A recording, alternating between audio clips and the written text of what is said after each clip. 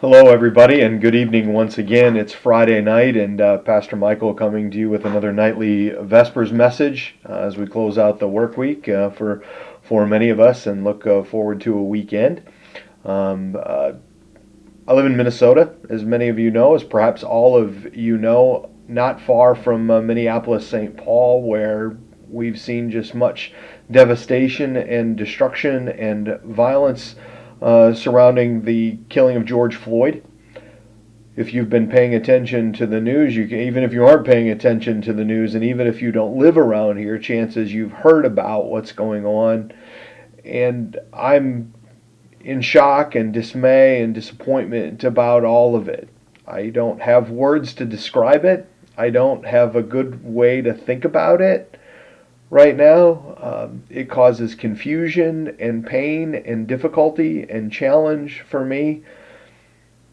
I have so many things where I say on the one hand, but on the other hand, like so much things surrounding this pandemic as well, the same thing, and I'm deeply hurt by everything that I'm seeing and hearing.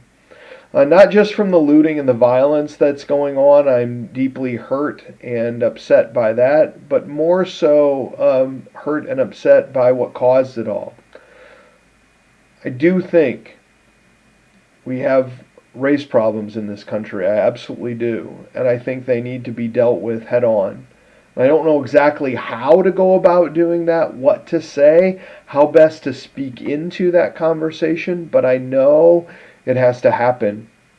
And I want to be a part of the solution and not the problem, as so many of us do. I want to be a part of the solution of so many things.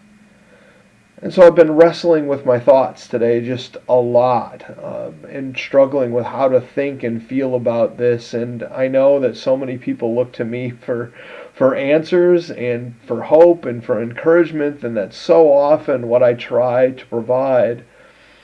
But there are some days where I just have to do what the psalmist sometimes does. And I was drawn to the words of Psalm 142 today and thinking through it all. I cry aloud to the Lord.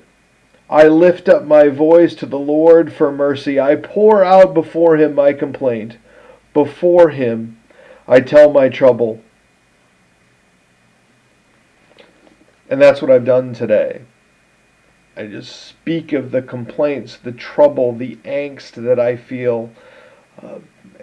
And I don't know where to go with it, and so I go to the Lord with it. And I try as much as I can to give it to him, and then I say, Lord, what would you have me do with this? And so I suppose that's my hope tonight. And perhaps many of you are feeling the same angst, the same anxiety, the same struggle with this or any other thing that might be going on in your life. And I encourage you to do what Psalm 42 encourages us to do. To bring it to the Lord, and to raise our complaints to him, and then to trust him to provide us with a way forward. And so on this Friday night, as you give your complaints to the Lord, may he bless you and keep you.